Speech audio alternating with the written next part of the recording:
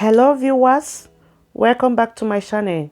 Today we'll be preparing popular Nigerian street food called Suya. This is popularly prepared by Malams, men from the north, but today I am bringing it to my kitchen. So for you to have this recipe prepared, you need a tiny or tender beef, well sliced. I will be slicing mine in the sizes that I like.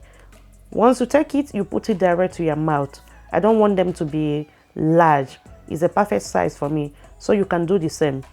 And here I have two types of meat. I have sliced tender beef and I have tozo. I have already sliced the tozo. I like the taste of tozo, especially it comes with the fatty area.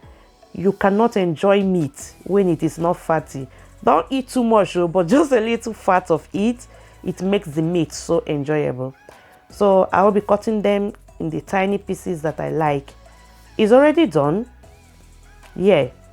So the next thing that I will be doing is to check if everything is well incorporated. Here I have my oil. That is my suya spice. Without this spice made of groundnut, pepper, ginger, garlic, you cannot prepare suya. I've gone ahead to put my chicken stock in the oil, turning them very well, and I will be using them to marinate or rub thoroughly all the cut pieces of meat that I have here.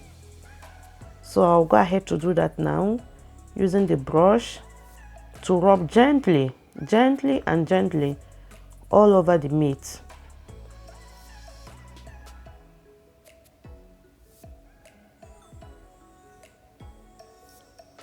Yeah, keep rubbing gently.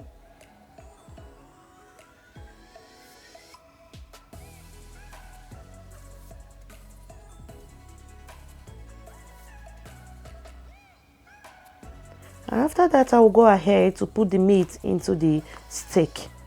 This is tricky, so I am sorry that you're not seeing it well, but you have to put it from the inside, from the outside, and then the inside again. And you have to do it almost at the end of the meat so that the meat will relax in the steak. So put in from behind, put outside again towards the end, and that is it. Gently do this and be careful with your hand because this stick is sharp. Be careful with it. I will do one more step.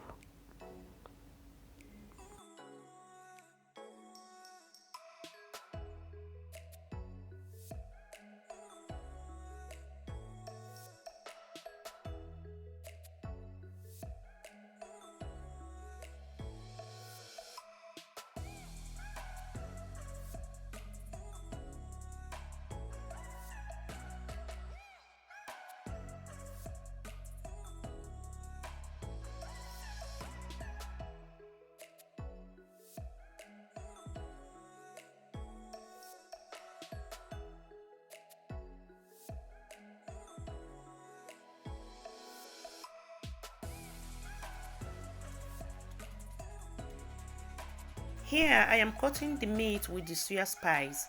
At this point you have to be generous. Flip to the other side and make sure no part of the meat is left without being coated with the suya spice. This is the interesting part of it because without the suya spice you are not eating suya, my dear.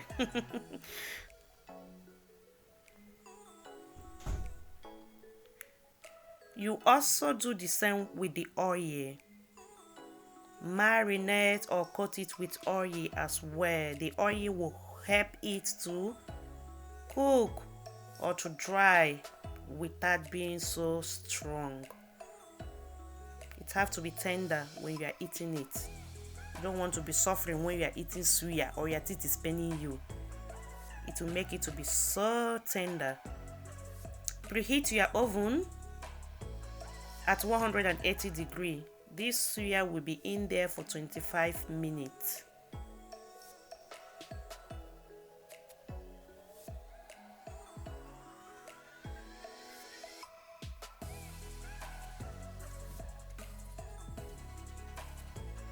This is it after 10 minutes. I am flipping the other side of it. The oil have already dropped down to the tray. Yes, that oil that helped it to cook. I'm going to put another one, rub it very well and put it back for the remaining 15 minutes.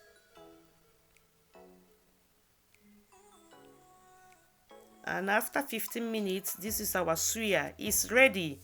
We don't have malam here, but we must eat suya. Look at that color, very interesting. So I have to garnish it with my vegetable. I'm using cabbage, tomato and onions, but something is missing. Can you guess that?